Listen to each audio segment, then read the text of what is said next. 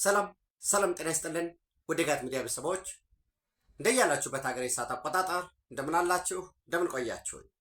ዕለተ ዓርብ ሐምሌ 24 2018 የጋት የውሎ አጫጭር መረጃዎች ከዚህ እንደሚከተለው ወደ እናንተ አደርሳለሁኝ። ለማሳሰቢያ ያህል ዝግጅቱን ላይክ አድርጉ፣ ሀሳብ አስተያየት ስጡ፣ የጋት ሚዲያ ሜምበር ሁኑ፣ ጋት ሚዲያን በሱፐርቻት በሱፐርታንክስ ደግፉ። እየደገፋችሁ ስላላችሁ ከምንም በላይ አብራችሁ ስላላችሁና አብራችሁ ስለምትሆኑ እጅግ የከበረ ምስጋና ይድረሳችሁ።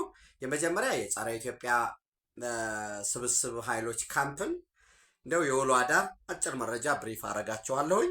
በመቀጠል ግብጽ ኢትዮጵያን ከቀይ ባህር ለመነጠል በዋነኝነት ዓላማው 2018 ነው ሐሳቡ ሲቀነቀን የነበረው።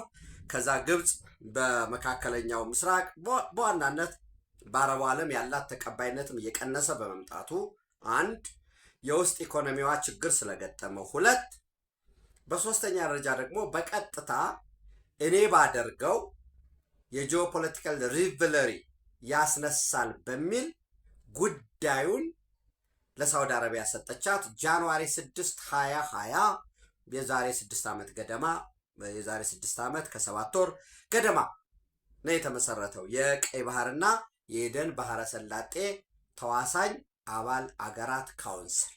ያ ካውንስል ዓላማው በቀይ ባህር እና በኤደን ባህረ ሰላጤ which means ኢትዮጵያ የምትዋሰንበትን እንግዲህ አስቡ። እንደ ኤርትራን እንውሰድና ከምጽዋ ጫፍ ትመጡና ልክ ኢትዮጵያ ይዘጋባታል። ቀጥሎ ጅቡቲ፣ ከጅቡቲ ቀጥላችሁ ማንን ታገኛላችሁ? ሶማሌላንድን፣ ሶማሊያን። ያው ሶማሌላንድን እውቅና ስላልሰጡ ኦፍኮርስ የተወሰነ የኤደን ሾር ሶማሊያንም ይነካታል። ያን አድርጎ ዘግቶ በቀይ ባህር ጉዳይ በሰላሙም በጸጥታውም በደህንነቶችም ወይንም የማሪታይም ናቪጌሽንን ሴኪሪቲውን አሬንጅመንት ለመስራት የሚመለከታቸው የጠረፉ ተዋሳኝ አባል አገራት ብቻ ናቸው። ወይንም ሊቶሪያል ስቴት እየተባለ በተደጋጋሚ ግብጾች የሚያነሱት፣ ኤርትራውያኖችን በለሆሳስ የሚናገሩት፣ ጅቡቲም ባፋቸው አይናገሩት እንጂ ልባቸው የሚመኘው፣ ሶማሊያ የምታቀነቅንለት በወሳኝነት ኢትዮጵያ ወደ ቀይ ባህር እንዳትደርስ በሚል የተሸረበውን ሴራ የመን ሁቲ አማጽያን ሰብረውታል። መቼም አማጽያንን እኔም ለማመስገን ሞራሌም ንባቤም ልምዴም አይፈቅድልኝም። ለዚህ ግን ምንም እንኳን ነን ስቴት አክተር ቢሆኑ ከዚህ በፊት ብያቸዋለሁ፣ የመን ሁቲዎች በረከት ለኢትዮጵያ ብዬ አንድ ፕሮግራም ሰርቻለሁ። እኔ ለሁቲዎች ያለኝ ምስጋና መቼስ ከፍ ያለ እንዳለ ሴራውን ነው በአደባባይ ላይ የበተኑት። ምንድን አዲስ ነገር አለ ለሚለው አጭር መረጃ በዚህ አጋራቸዋለሁ። ወደ መካከለኛው ምስራቅ እንሻገርና በተለይ ከጋዛ ጋር እናያለን። አንድ ለምን ኢራን ፕሪምፕቲቭ ስትራይክ ወይንም ቀድማ ማጥቃት ለምን አስፈለገ የሚል 2-3 አርቲክሎች አንብቤ ያለሁኝ። ያንንም ከሳይኮሎጂካል ዋርፌርም ከስነ ልቦና አንጻር እኛ የበላይ ነን፣ እያሸነፍን ነው። ስንጠቃ ብቻ አጸፋ ወይም ሪታሊተሪ ሜዥር ብቻ የምንወስድ ሀገር አይደለንም። ወያር ከፕብል ለሚል ለኢራናውያን ሚሴጅ ማስተላለፍ በቀጠናውም ስንጠቃ ብቻ ሳይሆን ምላሽ የምንሰጠው ቀድመንም ማጥቃት እንችላለን፣ አቅሟለን ስቲል የሚል መልእክት ለማስተላለፍ ያለ የስነ ልቦና አለው። ሌሎች ከሚሊተሪ ፐርስፔክቲቭ አንጻር 1-2-3 ያነበብኳቸውን አርቲክሎች በጋት ዕለታዊ ምሽት ወደ እናንተ አደርሳለሁ። ኢራን ቀድማ ለምን ማጥቃት ፈለጎች ለሚለው ትናንት እንደ አጭር መረጃ ዳሜዮታ የሚባለው በምስራቅ ሜዲትራኒያን በኩል የሚገኘው የግብፅ ወደብ በወሳኝነት የፈሳሽና የጋዝ ጭነት የሚተላለፍበት ነው። በወሳኝነት ጥቃት ደርሶበት ነበር። ማን ነው ጥቃት ያደረሰው የሚለው ስቲል አናሊሲስ እየሰሩ ነው ያሉት። ለምሳሌ አንድ ዛሬ ያነበብኩት ኢጂፕት ኢንዲፔንደንት ያ ዳሜዮታ ወደብ ከእስራኤል ከ250 እስከ 450 ኪሎ ሜትር እንደሚርቅ፣ ከሊቢያ ከምስራቅ ሊቢያ ከ900 እስከ 1200 ኪሎ ሜትር እንደሚርቅ፣ ከሶሪያ ከ550 እስከ 750 ኪሎ ሜትር ርቀት እንዳለው፣ ከኢራቅ ደግሞ ከ950 እስከ 1200 ኪሎ ሜትር ርቀት እንዳለው፣ ከየመን ከ1700 እስከ 2200 ኪሎ ሜትር ይርቃል። ከኢራን ደግሞ 1500 እስከ 1900 ኪሎ ሜትር እንግዲህ ኤሪያል ነው በሮ የሚመጣበት። ማን ነው ይህን ጥቃት ሊያደርስ የሚችለው የሚለውን እንግዲህ ለማወቅ ያንን መጀመሪያ ድሮኑ ስብርባሪው አናሊሲስ ይሰራል። ሚሊተሪ ባለሙያዎች ይሰሩታል። በረራው ከየት ሊመጣ ይችላል የሚለውን የሳተላይት ኢሜጆች በዛች ቀን በዛች ሰዓት ላይ ያለውን እሱን ኮምባይን አድርገው ይሄ ነው የፈጸመው የሚል ነገር ሊያመጡ ይችላሉ። እስካሁን የትኛውም ተቋም የትኛውም ነን ስቴት አክተር ወይም ሀገር እኔ ነኝ ለጥቃቱ ኃላፊነት የወሰድኩ ብሎ ያስቀመጠው ነገር የለም። ዞሮ ዞሮ ግን ግጭቱ እንደምታዩት የመጀመሪያ የጀመረው ሆርሙዝ ወይ ፐርሺያን ገልፍ ነው። ፐርሺያን ገልፍ እንደምታውቁት ወዳጆቼ ወደፊት ጋት ሚዲያ ሲጠናከር በእናንተ ድጋፍ በቪዲዮ የተደገፈ ምስል የተደገፈ እናሳያለን። የመጀመሪያ ኦማን ገልፍ ይገባል። ከኦማን ገልፍ ወይም በኦማን በኩል ይገባና ፐርሺያን ገልፍ ሲገባ ማንን ያገኛል? ሆርሙዝ አለች። ከሆርሙዝ ወደ ፐርሺያን ገልፍ ይገባና እነ ኢራቅ፣ ኳታር፣ ዩኤኢ፣ ሳውዲ አረቢያ የሚጠቀሙት በሙሉ በፊትና ማዶና ማዶ ሆነው ያንን ይጠቀማሉ ማለት ነው። በወሳኝነት ፕሬዘንስ ወይንም በቀጠናው ውስጥ ግዙፍ ህዝብ ያለው ወደ 91 ሚሊዮን በላይ ኢኮኖሚውም ሰፊ የሆነ ላንድ ማሱ ሰፊ የሆነ ሀገር ኢራን ስለሆነ ተጽዕኖ ፈጣሪ ነው። ሌላው ለምሳሌ ሳውዲ አረቢያ ኔክስት ነው በስፋትም ብታዩት። የሳውዲ አረቢያ ደግሞ ምን አድቫንቴጅ ሰጠው? ከኢስት ዌስት የተዘረጋለው በቀይ ባህር በዚህ በኩል አለው። ከዚህ በኢትዮጵያ ማዶ ከኢትዮጵያ ማዶ ብለን ነው ኮንፊደንትሊ መናገር ያለብን። ከኤርትራ ማዶ ወይ ከጅቡቲ ማዶ አይደለም። ከኢትዮጵያ ማዶ ቀይ ባህር አላቸው። የቀይ ባህር ወደቦች አሏቸው። ከነሱ አልፎ ለጆርዳን እኮ ኖ ላንድ ሎክድ መሆን የለባችሁም እንደ ጎረቤት ሀገር መልካም ጎረቤት እንድንሆን በሚል ሬድ ሲ አክሰስ ሰጧቸው ለጆርዳን። በምላሹ ደግሞ መሬት ተቀያየሩ። ላንድ ስዋፕ የሚባለው የመሬት ቅየር የሚባለው ማለት ነው። እና ስለዚህ ግጭቱ ከየት እየሄደ ነው? ከዛ ባቤል መንደብን አልፋችሁ የፐርሺያን ገልፍ ከወዲህ ኦማን ገልፍ ዘንድ ቀጥሎ ወደዚህ ወደ ቀይ ባህር ስንመጣ ኢንዲያን ኦሽንን እናገኛለን። ሰፊውን እነ ኬንያ እነ ታንዛኒያ የሚዋሰኑበት በዚህ የኢንዲያን ኦሽን ላይ ገልፍ ኦፍ ኤደን ላይ ኤመን አለ በዚህ በኩል። በተመሳሳይ በኢንዲያን ኦሽን በኩል ዩናይትድ አረብ ኤሚሬት ትዋሰናለች። የፉጅራህ ደሴት የሚባለው አላት። በሬድሲ በኩል የላትም። ልክ በፉጅራህ ደሴት በኩል ስላላት ዩናይትድ አረብ ኤሚሬት እና ሳውዲ አረቢያ ምንም ጥርጥር የለውም የፐርሺያን ገልፍ መኖር የሆርሙዝ ሰርጥ ወሳኝ ነው ለኢኮኖሚያቸው። ያን ያህል ግን ዲፔንደንት አይደሉም እንደ ኢራቅ ወይ እንደ ካታር ወይ እንደ ዩናይትድ አረብ ኤሚሬት። ያን ያህል በጣም እንደ ኩዌት የተዘጋባቸው አይደሉም። ኢንዲያን ኦሽን ይመጣል። ከኢንዲያን ኦሽን ገልፍ ኦፍ ኤደን፣ ከገልፍ ኦፍ ኤደን ባቤል መንደብ ሁቲ አታክ አረገ። ከባቤል መንደብ ኢንዲያን ገልፍ ኦፍ ኤደን የኤደን ሰርጡ። ከዛ በኋላ ባቤል መንደብ። ከባቤል መንደብ ቀጥሎ ማን ነው የምታገኙት? ቀይ ባህር። ከቀይ ባህር ቀጥሎ እንግዲህ ሰው ሰራሽ የሆነው ስዊዝ ካናል ይመጣል። ከስዊዝ ካናል ማን አለ ማለት ነው? ሜዲትራኒያን ሲ ይመጣል። በተመሳሳይ ልክ እንደ ስዊዝ ካናል ወደፊት ሊሰራ የሚችል በኮስት ደረጃ እስከ 55 እስከ 60 ቢሊዮን ዶላር ያወጣል ተብሎ የሚታሰብ የቤንጎሪዮን ካናል አለ። ይሄ ከቤንጎሪዮን ካናል ጋር ተያይዞ የጋዛ ጉዳይ ምንድን ነው የሚመስል የሚለው የጋዛ ፒስ ቦርድ ለጋዛን የማስተዳደር ጉዳይ ለቴክኖክራቶች የመስጠት ጋዛን እጅግ የምታምር ውብ ከተማ የማድረግ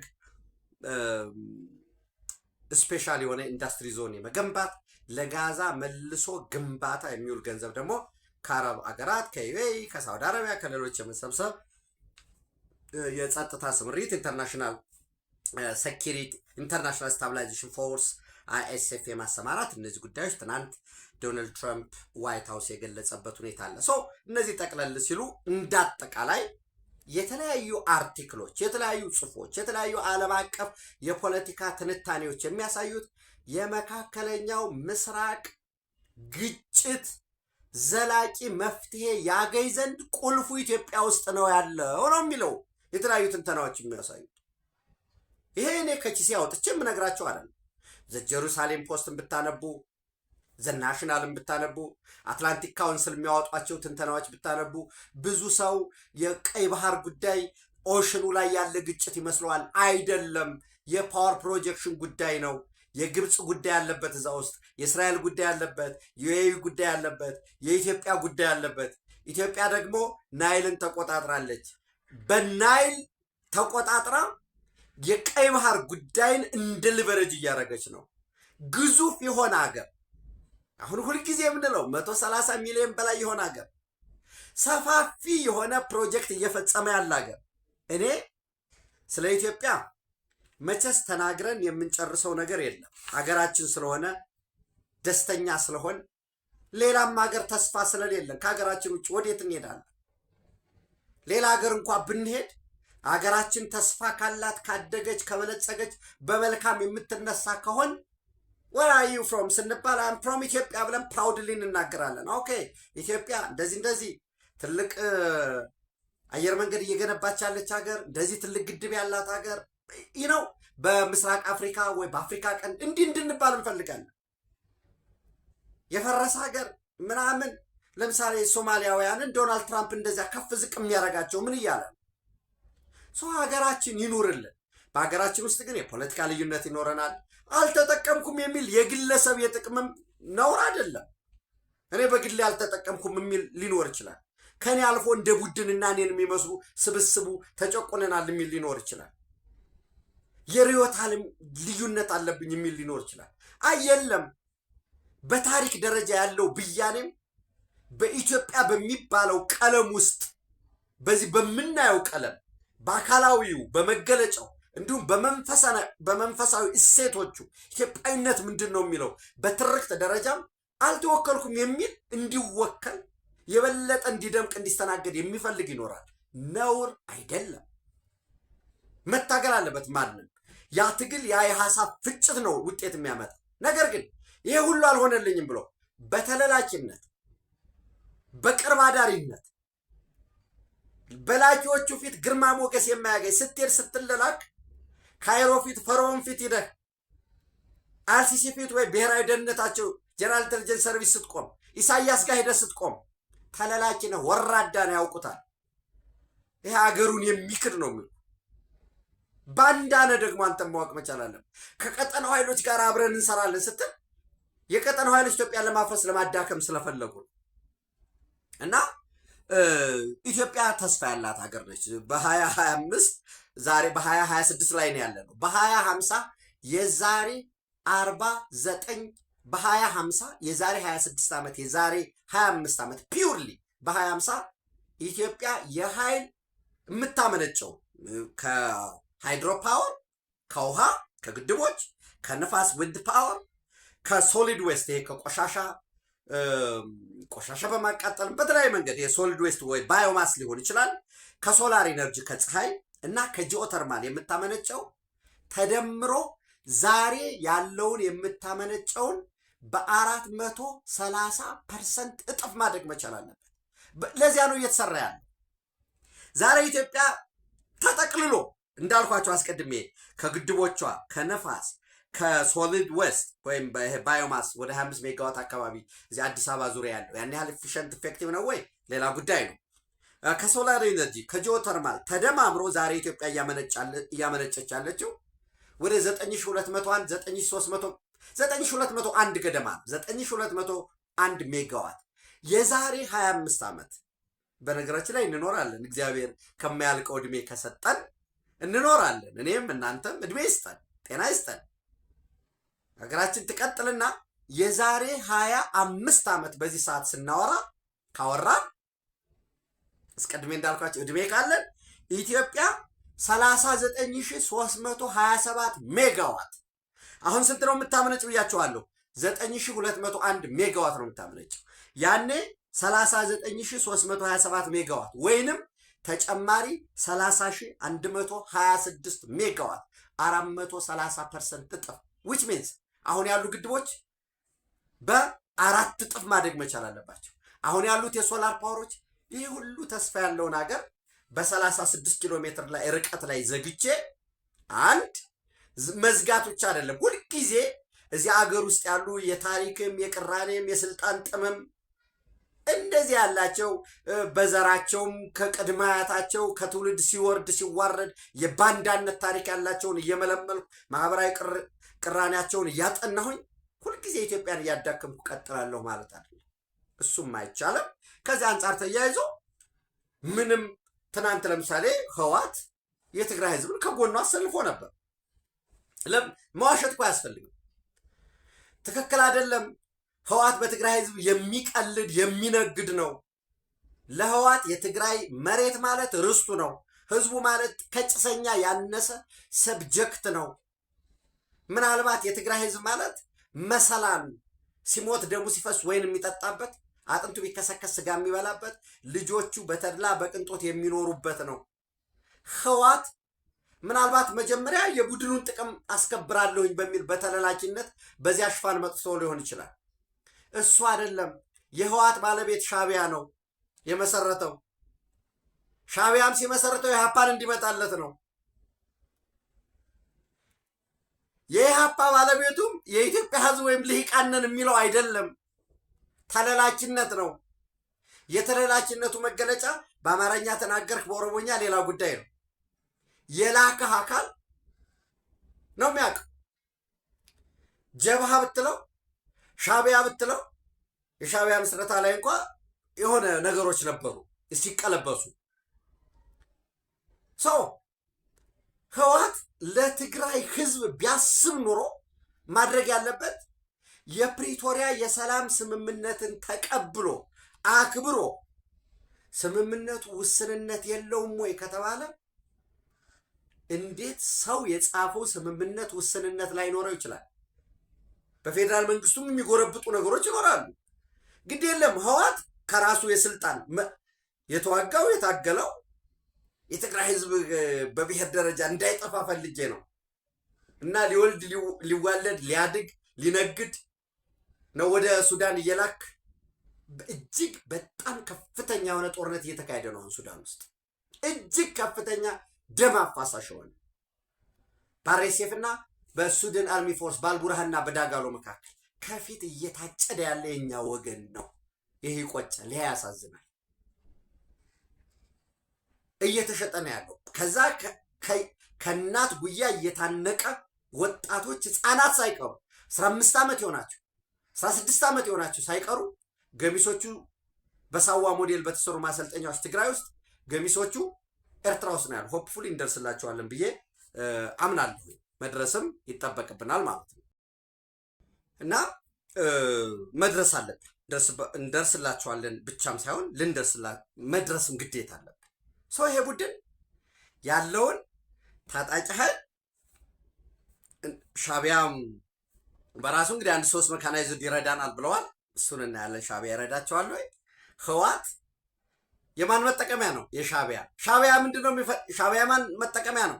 የግብፅ። ግብፅ ምንድነው የሚፈልገው? ኢትዮጵያን በውስጥ ጉዳዩ የምትተራመስ የምትከፋፈል የልማትን ጉዳይ የምታስብ ሳይሆን የምታቀድ ሳይሆን ዴይሊ የሰላምና የጸጥታ የደህንነት ሁኔታ በየአካባቢው ያለውን ውጊያ ማስተናገድ ጦርነት ብቻ የምታስብ። በነገራችን ላይ አንዳንዶቹ እንደዚህ የሆነ ግጭት ተፈጥሮ ስለ ልማት ስለ ግድብ ምናምን ይወራል የሚሉ ከግብፅ የተሰጣቸው አሳይመንት ነው። ሰላም ማስከበር ብቻ ጦርነት ብቻ እንጂ እቅዱ መሆን መቻል ያለበት ልማት መሆን የለበትም ነው። ችግኝ መትከል ምን ያደርጋል? ጦርነት እየተካሄደ ይላል። እንድታቆም ነው የሚፈለገው። የትኛውም አይነት ከልማት ተግባር ርቀህ አስቀድሜ እንዳልኳችሁ ይህንን የሚልኩትን አንድም ሁለትም እያደረጉ ጥይትም ጠበንጃም ቦምብም የሚወረውሩትን እሱን መልቀም ላይ እንድታተኩር 24/7 የውጊያ የጦርነት ኢኮኖሚ እንድትገነባ ነው የሚፈለገው። ለስትራቴጂክ ዴብዝ ብሎ ወይንም ውጊያውን ኤርትራ ምድር እንዳይሆን ለምን ትግራይ ውስጥ አንጨርሰው? ኦኬ ጁኒየር ፓርትነር ያቻነት ጉዳይ አይደለም። ዘን ህወሓቶች ደግሞ አይ ለምን ውጊያው ትግራይ ውስጥ ይካሄዳል? እኛ ሰብሰብ አድርገን የሻዕቢያም ከጀርባ ድጋፍ የሚያደርግልን የኛም ከፊት ሆነን ዩዝፉል ኢዲየትስ ደግሞ ከአማራውም እነሱ እንደሚሉት ከቅማንቱም ከአገውም ከየአካባቢው የምንሰበስበውን ይዘን ደግሞ በየአካባቢው ጦርነቱን እንውሰድ። ይሄ ሲሆን ለምሳሌ ኦነግ ሸኔ የፈለገው ቢሆን ኦሮሚያ እንዳትገባ የሚል መግለጫ አውጥቷል። ኢንጂነር ግርማ ቆርቾ ታስታውሳላችሁ። የአማራ ጅላንፎ ግን ጦርነቱ አማራ ክልል ተጀምሮ አማራ ክልል እንዲያልቅ ነው የሚፈልገው፣ ክልሉ እንዲወድም። በዚህ ጦርነት መቼም የሰሜኑ ጦርነት ከተካሄደ የተካሄደው በአብዛኛው የት ነው? አማራ ክልል ውስጥ ነው የተካሄደው። ለምን? የመጀመሪያው ጦርነት በ2 ሳምንት ነው ትግራይ ውስጥ ያለቀው። አለቀ። ለመከላከል ሞከሩ፣ አልቻሉ፣ ተበተኑ። ከዛ በኋላ ጊዜያዊ አሰራር ተመስርቶ ለቆ ወጣ። ለምሳሌ አጭር ላርገው ብዬ ለቆ ወጣ። ከዛ በኋላ ያለው ውጊያ የሁሉ መጨፋጨፍ የነበረው አማራ ክልል ነው። መጨረሻ ላይ ወደ ትግራይ ክልል አልገባም። ለምን? ቢገባስ ጉዳት ስለነበረው የትግራይ ህዝብ እውነታው ማወቅ ስላለበት አሁንም እነዚህ ተለላኪ ኃይሎች በነገራችን ላይ ከ5 ቀን በፊት በ19 በኢትዮጵያ በ19 በፈረንጆች በ26 አይቀሬው የፋኖ የእርስ በርስ ጦርነት ብዬ አንድ ፕሮግራም ሰርቻለሁ። ሊዋጉ እያሟሟቁ ነው። ምናልባት ዛሬ አርብ ነው፣ 1 ነገ ቅዳሜ 2 እሁድ 3 ሰኞ ማክሰኞ ጀምሮ ይዋጋሉ። እርስ በራስ ፋኖች እርስ በራስ ይዋጋሉ። ትንቢት አይደለም የሚሆን ነገር ስለሆነ ነው የምነግራቸው። ስለዚህ ቲፒኤልኤፍ በትግራይ ህዝብ የተተፋ ነው። ሻዕቢያን ተንተርሶ የቆመ ነው። ራሱን የአማራ ፋኖ ብሔራዊ ንቅናቄ የሚለው አፋብን እርስ በርስ እየተዋጋ ነው። በአማራ ህዝብ የተተፋ ነው። ህወሓትና ሻዕቢያ ላይ የተንጠላጠለ ነው። ራሱ ሻዕቢያ ደግሞ በኤርትራ ህዝብ የተተፋ ነው። በኃይል በጉልበት የመንግስትነት ፓወር ይዞ አፋኝ ሆኖ የአንድ ግለሰብ ህልም፣ የአንድ ግለሰብ ስሜት፣ የአንድ ግለሰብ ቅዠት መንግስቱ ነው። ከፈረንጆች 1991 ወይም በኢትዮጵያ ከ1983 እስከ ዛሬ ድረስ ያቆማት ኤርትራ ነች። ኤርትራ ውስጥ ዛሬ እኔ አይደለሁም ያልኩት፣ ዓለም አቀፍ ዘገባዎች እየወጡ ነው። ከፍተኛ የመድኃኒት እጥረት አለ። ከፍተኛ የውሃ እጥረት አለ። እያንዳንዱ ሃውስሆልድ በቤተሰብ ደረጃ ውሃ እያገኘ አይደለም። በቆጣሪዎች ውሃ ጠብ እያለ አይደለም ያለ ሁሉም በቋፍ ላይ ያለ ነው። እንግዲህ በቼንጅ ማኔጅመንት እንደምታውቁት ዶሚኖ ኢፌክት የሚባል አለ። ይሄ አክቹዋሊ ዶሚኖ ኢፌክት ሊኒየር ነው። ልክ አንዱን ስትገፋው ያው ኢኳል የሆነ እየገፋ ይሄዳል። የአማራ ፋኖም ብሔራዊ ንቅናቄ ወይም ይህን ጽንፈኛ ስትመቱት የሚመታው ምቱ ህወሓት ላይ ያርፋል። ህወሓት ስትመቱት ሻዕቢያ ላይ ያርፋል። ሻዕቢያን ስትመቱት ስትቀጠቅጡት ግብፅ ጋር ነው ንዝረቱ የሚመጣ። ሁሉም ተለላጨ። እኔ ኤርትራ ሀገር ቢሆን የኤርትራውያን የቀጣይ ጣፍንታ ቢያሳስበው ከኢትዮጵያ የቀረበ በታሪክ በእምነት በሃይማኖት በቋንቋ በህልውና ወደድንም ጠላንም እኮ መኖሪያ ቤት አይደለም።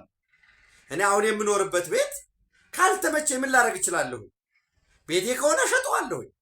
የተከራየሁት ከሆነ ሌላ ኪራይ እፈልጋለሁ። ሀገር ግን እንደዛ አይደለም። አብሮ ተባብሮ መኖር የሚያስፈልገው ለዛ ነው። እንኳንስ ኤርትራ፣ ግብፅ ራሷ የናይልን ወንዝ ፍሰት ልትቀይረው አትችልም። አይ በቃኛ፣ ከፍቶናል፣ ቆጭቶናል፣ ስለዚህ ከኢትዮጵያ የሚፈሰው 90% የሚመጣው የለም ወደ ዋይት ናይል ላዙሮ የምትለው ነገር የለውም። መተባበር ነበር የሚያስፈልገው።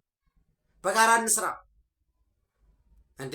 ኢትዮጵያ ወደዚህ ከመሄዷ በፊት ነው በዚህ እንደዚህ አይነት መሬት እንለዋወጥ፣ የመሬት ልውውጥ ከሆነ የገንዘብ ጉዳይ ከሆነ የገንዘብ ጉዳይ ድርሻ አይኖረን መባል ነው የነበረበት።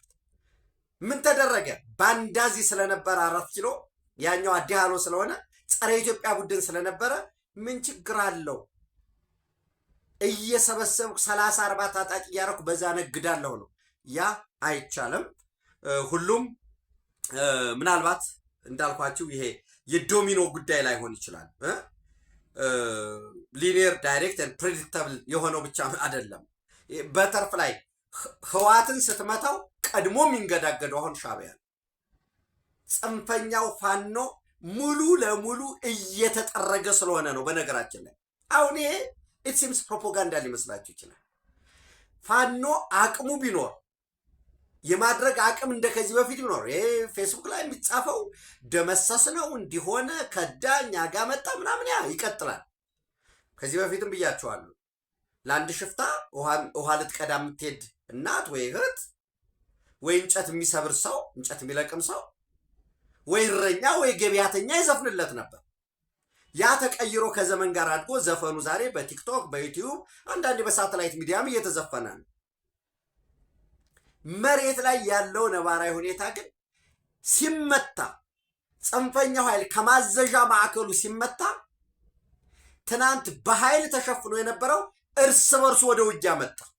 ስለተመታ እርስ በርስ የጥቅምም የምንም ጉዳይ ይመጣል ላይ እየተመታ ነው፣ እየፈረጠጠ ነው ያለ። እንዲያው በቃ ሙሉ ለሙሉ ጸድቷል። እንዴት አድርገህ ነው የምታጸደው? ጎሬላ ፋይተር እኮ ነው። ልብሱን አውልቆ ሄዶ እዛ የሆነ ሰፈር ይወሸቃል።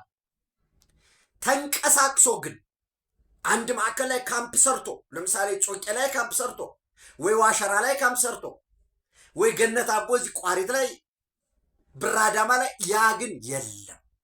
ሙሉ ለሙሉ እየተመታ ነው። ያ ሲመታ ትናንት አፍነዋቸው የነበሩት ለምሳሌ የቴዎድሮስ እዝ ምናምን ነኝ ብሎ ወታደራዊ አዛዥ ነኝ ብሎ ከላይ አፍኖ የነበረው ያ ማዕከሉ እየተመታ ሲሄድ በየአካባቢው ሆኖ ደግሞ ክፍለ ጦር ነህ ሬጅመንት ነህ ምናምን ተብሎ የነበረው ወይ ኮማንዶ ነህ ተብሎ 50-60 የነበረው ሌላውን ለመምታት አሁን እንቅስቃሴ እያደረገ ትሰማላችሁ። እርስ በርስ ተዋጉ እነ ከሌ ሞቱ የሚል በዚህ ምናልባት አንደኛው ዛሬ የዚህ እስከ 11 ሰዓት እስከ 12 ሰዓት ያ ማክሲመም እስከ ምሽት ትሰማላችሁ። ከዚህ የተነሳ ጦር ከሌ መታው ጎጃም ውስጥ የጎንደሮች ደግሞ ሰኞ ማክሰኞ እርስ በርስ እልል ያለው ውጊያ ያደርጋሉ። ለምን? እየተመታ ስለመጣ። ከዶሚኖ ኢፌክት በላይ በተርፍላይ ኢፌክት ነው እየሆነ ያለው። ጫናው እየከበደ ከፍ እያለ ነው ያለው ማለት ነው። ሶ ይሄ ነው ያለው። ፈትለ ወርቅ ዛሬ የደቡብ ምስራቅ ዞን ላይ ሄዳ ፈክራለች። በቃ በብልጽግና ውድቀት ላይ ወይ በአብይ አህመድን ከስልጣን አባረን ነው እኛ የምንቀጥለው የማይባል ነገር። ለምንድን ነው ይሄን ያህል ፓኒኩ ነው ያሉ የመጡት? ትናንት ጦርነቱን አማራ ክልል እናረገዋለን ብለው የነበሩት ደጀናቸው ሙሉ ለሙሉ ተመታ። ሰው ጊዜያዊ አስተዳደር አፍርሰዋል። መልሱ ሲባሉ እምቢ ብለዋል። ሻቢያ ደግሞ ተዋጋ ግባ እያለውን ግቡ መዋጋ። እሺ መካናይዝድ ምናምን ታንኮች መድፎችን ስጡን፣ እኛም ለጥገና ብለን $1 ሚሊዮን የከፈልንበትን ስጡን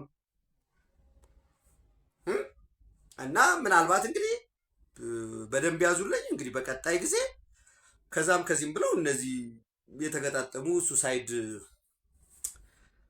ቦምበሮቻቸው ነው የሆነ ቦታ ላይ ልክ ከዚህ በፊት ሀውዜን ላይ እንዳደረጉት ምናምን ያህል ሊፈጽሙ ይችላሉ።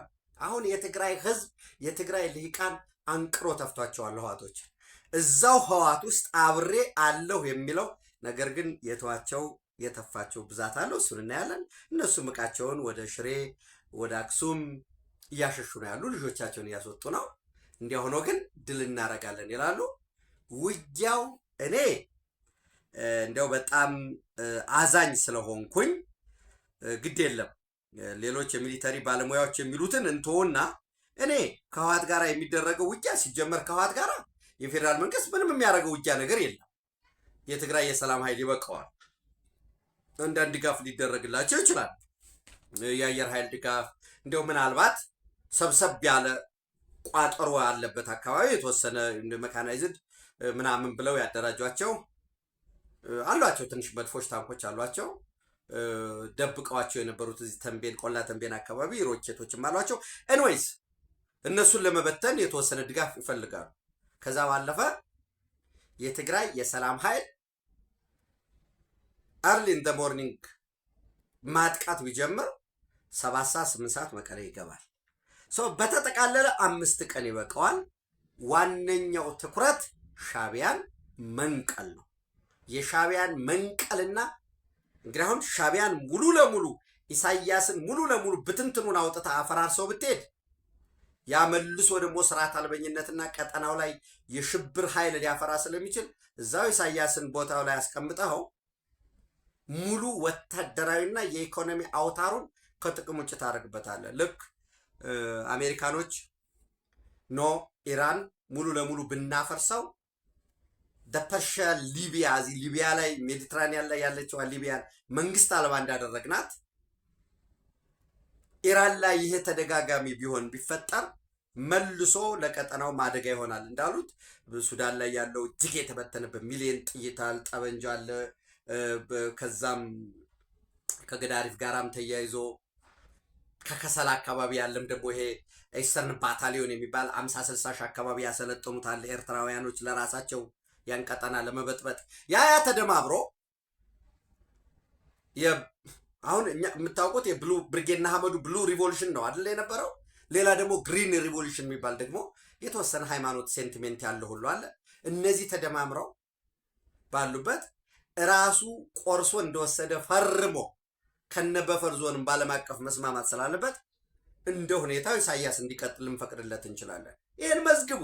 ፕራውድሊ ነው የምነግራችሁ። ዊዝ ኮንፊደንስ ልንፈቅድለት እንችላለን እንዲቆይ የማድረግ አቅሙን የሳዋ ወታደራዊ ማሰልጠኛ የአስመራ ከሳምንት 2 ቀን አውሮፕላን የሚያርፍበትን ተርሚናሉን ምጽዋ ያለውን ምጽዋ ጎን አምጥቶ ያቆማቸውን ከጦርነት ሽሽት ከምጽዋ ጎን አምጥቶ ያቆማቸውን የሱዳን ባህር ኃይል ኤሌመንቶች አሁን ወደ ውጊያ ለማስገባት በሚል ከአልቡርሃን ጋር በደረሰው ስምምነት አስቀድሞ ከአርኤስኤፍ ጥቃት ለማሸሽ ምጽዋ አስመራ ያረፉትን የሱዳን ጀቶች ውጊያ ላይ ለማስገባት ሚጎችን እነዚያን ትጥቆች የኤርትራ ቀለም እየተቀቡ ነው። የኤርትራ አየር ኃይል እንዲመስሉ ሳይነሱ ዶጋመድ እናደርጋቸዋል። እና ምንም ምን ያሁን ለዚህ ምን ብዬ ልንገራቸው ወታደራዊ ኤክስፐርት ስለሆንኩ ምናምን 100% ኢትዮጵያን ዝቅ አድርገው የሚያስቡ በባዕዳን እሳቤ አእምሯቸው የተለከፉ ባንዳዎች ብቻ ናቸው። ኢትዮጵያ ዝግጅቷ ለአንድ ኤርትራ እኮ አይደለም ወይ ለሱዳን እኮ አይደለም። እስከ 10 አገር ውጊያ ብንገባ የሚል የኃይል ዝግጅቱ፣ የትጥቅ ዝግጅቱ፣ የተነቃነቅ ዝግጅቱ እና የተራዘመ ውጊያ ውስጥ ብንገባ ለምሳሌ ውጊያ ሂሳብ ስትሰራ ወል በ6 ወር ሊያልቅ ይችላል። ይህን ያህል ተተኳሽ፣ ይህን ያህል ነዳጅ እንሶን ምናምን ብለህ ትገባል። ያለው ይሄ ነው። በዚህ መሃል እንዳልኳችሁ የኢትዮጵያና የኤርትራ ጉዳይ ስላልተፈታ ኤርትራ ላይ የትኛውንም ኃይል ማስፈር አይቻልም። አሁን የኢትዮጵያ የዲፕሎማሲ ብቃት ማለት ይሄ ነው ወዳጆች። ለምሳሌ እንዳልኳችሁ ሱዳን የእንትን አባል ሆናለች። የሳውዲ አረቢያ and certain other countries have announced the creation of a maritime military coalition to safeguard freedom of navigation through the Bab al-Mandab Strait, the Red Sea and the Gulf of Aden ይላል ትናንት የወጣው እና ይህንን መልቲናሽናል ማሪታይም ዲፌንስ አሊያንሱን ዓላማው ኮሌክቲቭ ማሪታይም ዲፌንስ ኮኦፕሬሽን የሆነ በጋራ በመቀናጀት በቀይ ባህር ላይ በኤደን ባህረ ሰላጤ ላይ እና በባብ ኤልመንደብ ላይ በዚህ የንግድ መስመር እስከ ስዊዝ ካናል ሜዲትራኒያን የሚደርስ ቀጥሎ የቀይ ባህር አለ። ቀይ ባህር ላይ ባብ ኤልመንደብ እሱን እንዳለፋችሁ ሰርጡን ገልፍ ኦፍ ኤደንን ወይም የኤደን ባህረ ሰላጤ አለ። እሱ ደግሞ ቀጥሎ ኢንዲያን ኦሽን ይመጣል። ከኢንዲያን ኦሽን ወደ ላይ ከሄዳችሁ በኦማን ገልፍ ዘን ኦማን ገልፍን እንዳለፋችሁ ደግሞ የሆርሙዝን አልፋችሁ ፐርሺያን ገልፍ ታገኛላችሁ። በታች በኢንዲያን ኦሽን ደግሞ እስከ ቻይና ወደ ኢንዲያ የሚሄደው ማለት ነው። ይሄ የማሪታይም የባህር ላይ እንቅስቃሴ ነፃ፣ የተረጋጋ፣ ሰላማዊ ወደ ቀደመ ሁኔታው እንዲመለስ ሳውዲ አረቢያ የምትመራው አሜሪካ ትብብር የምታደርግበት ምን ተመሰረተ? የማሪታይም ኮሌክቲቭ የጋራ የባህር መከላከል ትብብር ኮሌክቲቭ ማሪታይም ዲፌንስ ኮኦፕሬሽን። በዚህ ውስጥ እነማን አሉ? ቱርክ፣ የቀይ ባህር የኤደን ባህረ ሰላጤ ተዋሳኝ አይደለም። ቱርክ ሜዲትራኒያን አለው። ስለዚህ ከዚህ በፊት ግብጾች ኤርትራ ወይ ምናምን ይሄ ሊቶሪያል ስቴት የሚባሉት ጃንዋሪ 6 2020 የዛሬ 6 ዓመት ከ7 ወር በፊት ሐሳቡ ሲቀነቀን የነበረው ልክ ክቡር ጠቅላይ ሚኒስትር ዶክተር አብይ አህመድ ወደ ስልጣን እንደመጡ በ2018 እንደመጡ የህዝብ ተወካዮች ምክር ቤት ንግግራቸው ከእስራኤል ጋር ከዩናይትድ አረብ ኤሚሬት ጋር ከሌሎች ተጽዕኖ ፈጣሪዎች ጋር ኢትዮጵያ ወደ ቀይ ባህር የማትወጣ ከሆነ እንዲሁና መቀጠል አትችልም የሚል ንግግር ተጀመረ። ለአንዳንዱ ሰው ከ2 ዓመት በፊት ይመስለዋል ጉዳዩ። ብዙ አማራጮች ታይተዋል። እንዲህ ቢሆን እንዲህ ኢቭን ኢትዮጵያ እኔ ለምን የማውቀውን አንድ ፋክት አልነግራችሁ። ኢትዮጵያ እኮ እስከ 55 ቢሊዮን ዶላር በሚያወጣው በቤንጎሪዮን ካናል በዛ ውስጥ ድርሻ እንዲኖራት ሁሉ ጥያቄ አቅርባለች። ወደ ስራ ሲገባ እስራኤል፣ ዩናይትድ አረብ ኤሚሬት፣ ራሷ ኢንዲያ፣ ህንድ፣ ኢቨን ሳውዲ አረቢያም ፍላጎት አለው። እነ ግሪክ ፍላጎት አላቸው፣ እነ ቆጵሮስ። በዛ ውስጥ ኢትዮጵያ እስከ 5 እስከ 10% ያንን የሚኖር ምን ስታደርግ ነው? ወደ ቀይ ባህር ስትመጣ የጅዳ ዲክላሬሽን ምንም እኮ አይደለም የሚለው አንቀጽ እኔ አንዳንድ ሰው በቃ የዩናይትድ አረብ ኤሚሬት ፍላጎት ነው ምናምን ይላል፣ በቃ በኮንፊደንስ የውጭ ጉዳይ ሚኒስትር የነበር ሰው እና ኢትዮጵያ ምን ያህል በነገራችን ላይ በድካም ውስጥ እንደነበረች የምታዩ እንደዛ አይነት የተንጋደደ አመለካከት የተንሸዋረረ ያለው የኢትዮጵያ የባህር በር ጥያቄ ወደብ ጥያቄ የዩናይትድ አረብ ኤሚሬት ጥያቄ ነው የሚል አምባዛ ውጭ ጉዳይ ሚኒስትር ውስጥ እንደነበረ ስታስቡ ነው በጣም የምትደነግጡት። The two countries will develop a joint investment projects including an establishment of joint special economic zone ልዩ የኢኮኖሚ ዞን ያቋቁማል። ኮምቦልቻ ሊሆን ነው እንዴ? ነው ባህር ዳር ልታደርገው ነው ጆይንት ስፔሻል ኢኮኖሚክ ዞን። በዚህ መሰረት አይደለም እንዴ ጄኔሬተር ከጣሊያን ክሬን ከአቡዳቢ በልመና ኖ ክሬን እንዲያውም አንድ ወዳጅ ከአቡዳቢ ነው ያልከው ትክክል አይደለም። ክሬን የመጣው በጊዜያዊነት ከሳውዲ አረቢያ ነው ተጠይቆ የነበረው የሚል መረጃ ይሰጠኛል።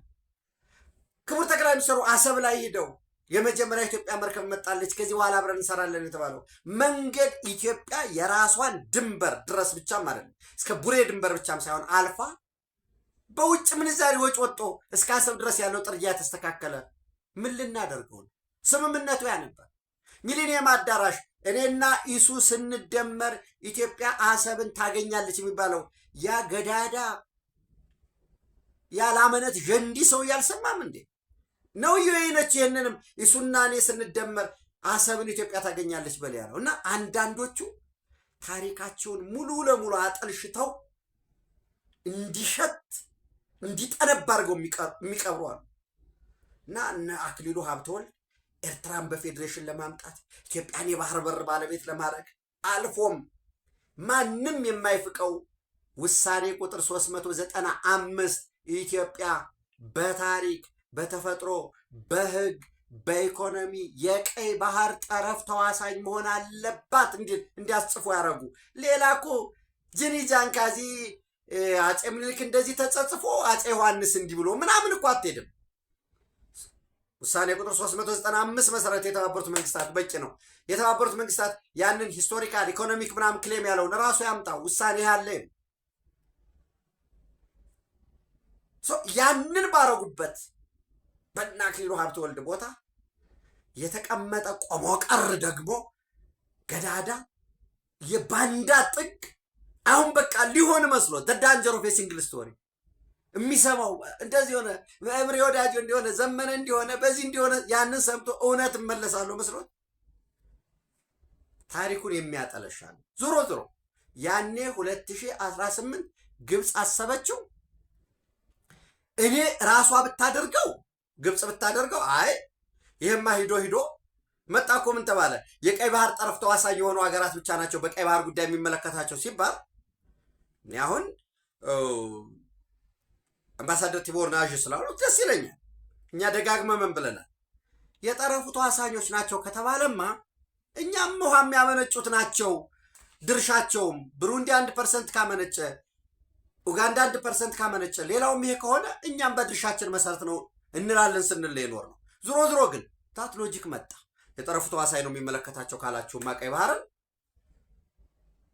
ስለ ናይል ጉዳይም የሚመለከታቸው ውሃ የሚያመነጩ ሀገራት ናቸው።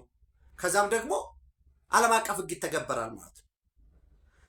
እዚህ ውስጥ ከምገባ 2018 እንግዲህ የኮሮናንም ጉዳይ በኋላ ይመጣል። ኮሮና ላይ ቀደም ብሎ በአረብ አብዮት በጣም ኢኮኖሚያቸው ደቋል። ከፍተኛ የአይኤምኤፍ ብድር ያለባቸው በአፍሪካ ሀገር ግብፅ ነው። ኢኮኖሚያቸው ጠንካራ ቁጭ ብለው አያቶቻቸው በሰሩት ስዊዝ ካናል በየአመቱ በጣም ወደቀ አጡ ቢባል $10 ቢሊዮን ያመርታል፣ ያገኛል።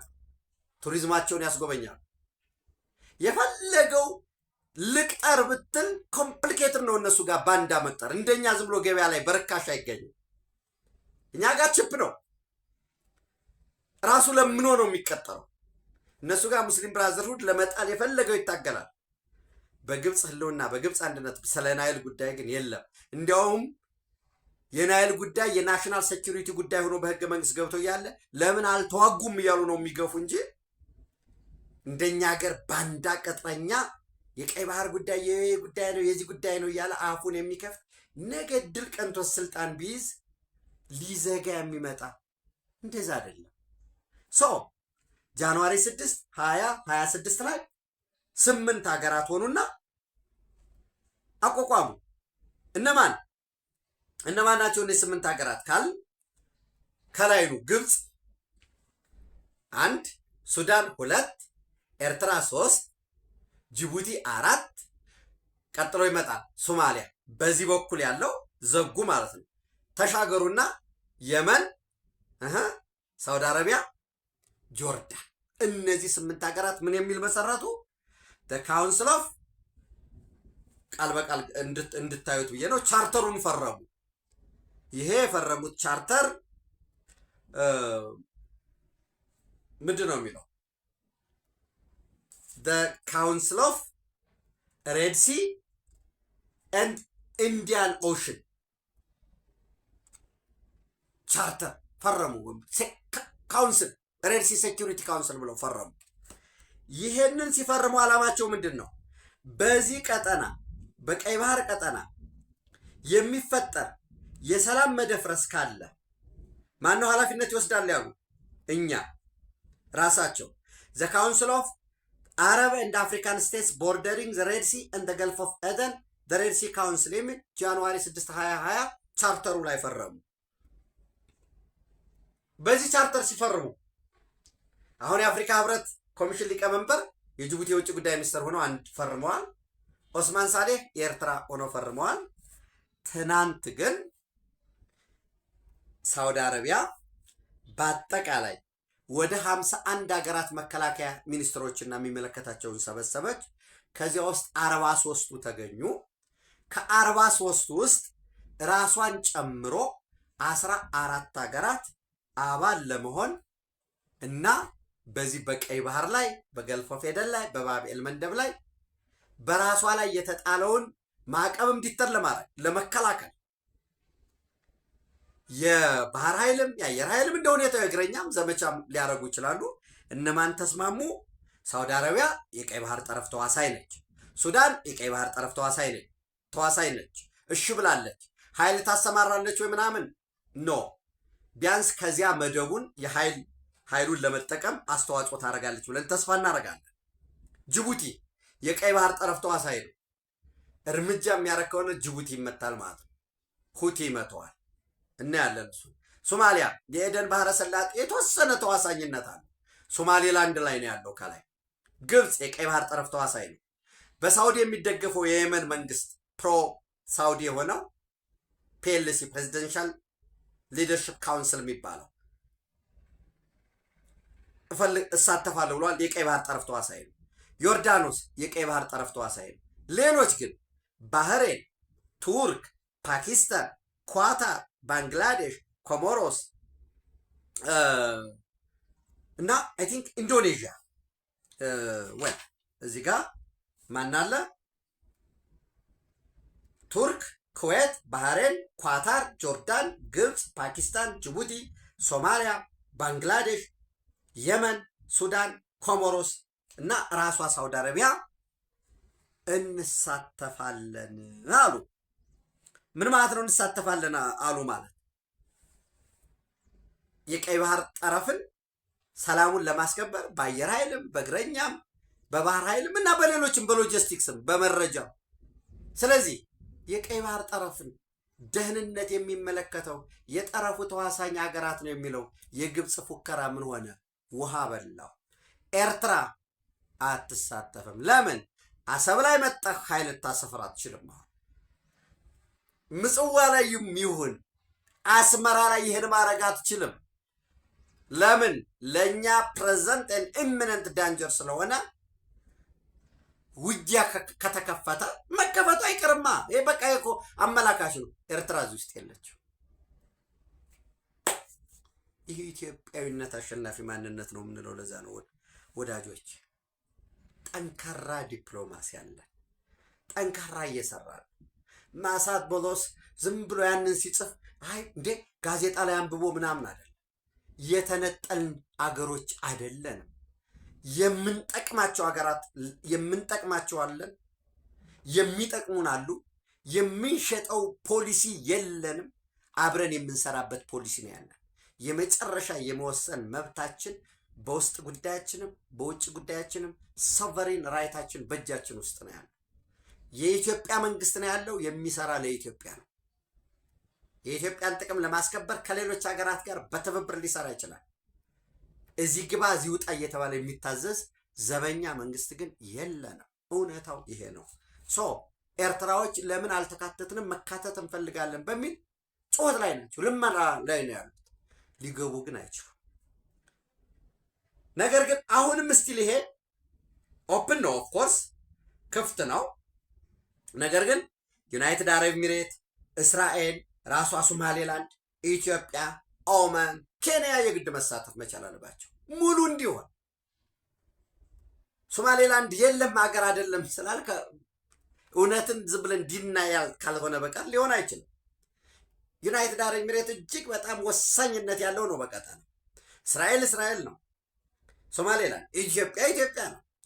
የዚህ ሁሉ ኢትዮጵያን ከቀይ ባህር መግፋት ነው የሁሉ ፈተና። ሳውዲ አረቢያዎች በደንብ ገብቷቸዋል። ለዛ ነው ኤርትራ ጋር ሄደው ስቲክ የማያረጉት። ዩናይትድ አረብ ኤሚሬት እዚህ ውስጥ የለም። ለምንድን ነው እዚህ ውስጥ የሌለው? ይህም በደንብ ማየት መጠየቅ ማሰላሰል ያስፈልጋል። ኦማን ለምን እዚህ አልገባ? ኤርትራ ለምሳሌ እኛ በዚህ በቀጠና ውስጥ ግጭት ውስጥ መግባት ስለማንፈልግ ነው የሚል ማስተባበያ ሊሰጡ ይችላሉ።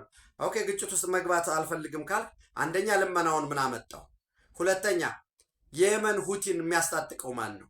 ከኢራን ጋር ያለ ግንኙነት ማን ነው የሚለው ደግሞ እየቀጠለ ይመጣል። ሌሎች ጉዳዮችም ይኖራሉ ማለት ነው።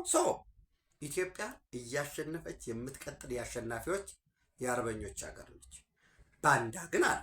ባንዳ ደግሞ መሸነፍ ግዴታው ነው። እንዳልኳችሁ ህዋቶች በነፈትለ ወርቅም ትናንት ቱጂ ገብረ መድንም የህዋት ጽህፈት ቤት ቃል አቀባይም በቃ ጨርሰናል አልቋል። ይሄ ሁሉ ጨርሰናል አልቋል።